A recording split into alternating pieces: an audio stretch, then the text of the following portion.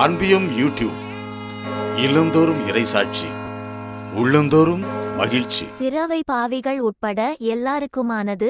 இந்நேர்காணலில் ஒரே பாலினத்தவரை ஆசீர்வதிப்பது, வாடகை தாய்முறை, பழமைவாதம் மற்றும் மோதலுக்கு பேச்சுவார்த்தை வழியாக தீர்வு காண்பது குறித்து விரிவாக பேசியுள்ளார் திருத்தந்தை பிரான்சிஸ். திரவை அனைவருக்கும் திறந்திருக்கிறது, ஆனால் ஒரே பாலினத்தவரை ஏற்று ஆசீர்வதிக்காது என்று தான் வழங்கியுள்ள நேர்காணல் ஒன்றில் தெரிவித்துள்ளார் திருத்தந்தை பிரான்சிஸ்.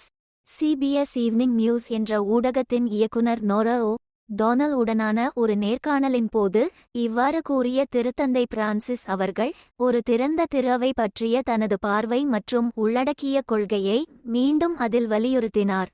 நற்செய்தி என்பது பாவிகள் உட்பட எல்லாருக்குமானது என்று கூறிய திருத்தந்தை பிரான்சிஸ் அவர்கள், அதேவேளையில் திரவை சுங்க சோதனை சாவடிகளை அமைக்கத் தொடங்கினால் அது கிறிஸ்துவின் திரவையாக இருக்கும் தகுதியை இழந்துவிடும் என்றும் எச்சரித்தார்.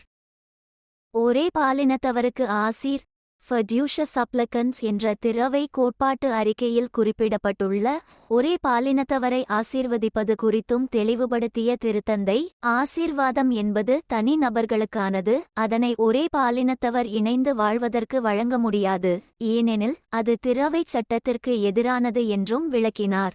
ஓரினச்சேர்க்கை ஒரு குற்றம் அல்ல என்ற திருத்தந்தையின் கருத்தை பத்திரிகையாளர் நினைவு கூர்ந்து எழுப்பிய கேள்விக்கு பதிலளித்த திருத்தந்தை, இல்லை, இது ஒரு மனித நிலை, no, it is a human condition என்று தனது கருத்தை தெரிவித்தார்.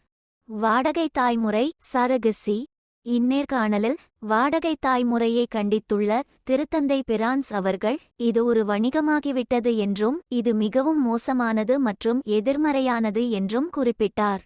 நோய்வாய்ப்பட்டவர்கள் போன்ற சில பெண்களுக்கு அவர் ஒரே நம்பிக்கையாக இருக்க முடியுமே என்று நிருபர் சுட்டிக்காட்டியதற்கு பதிலளித்த திருத்தந்தை, அது இருக்கலாம், ஆனால் அதேவேளையில் அதற்கு மாற்றாக தத்தெடுப்பு, அடாப்ஷன் மற்றும் தார்மீக கொள்கைகளை பின்பற்றவும் பரிந்துரைத்தார். பழமைவாதம் கன்சர்வேட்டிவ்.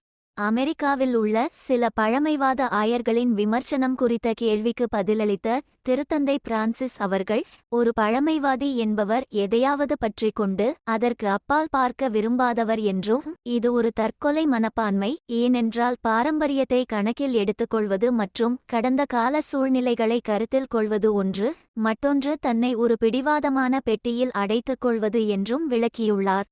போரை தவிர்த்து அமைதியை ஏற்படுத்துங்கள்.